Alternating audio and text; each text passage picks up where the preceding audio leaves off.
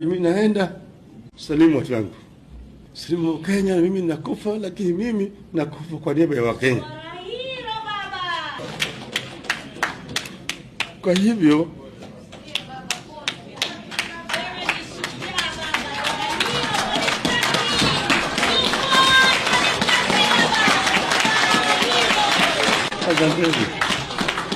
asanteni,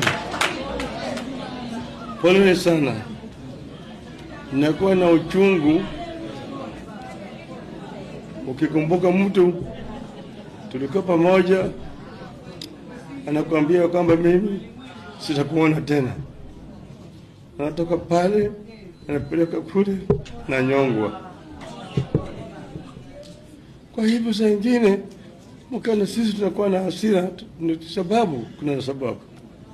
Wengine waandishi wa habari hawaelewi, manake wao hawajaona mambo kama yale, lakini hii harakati ya ukombozi imetoka mbali.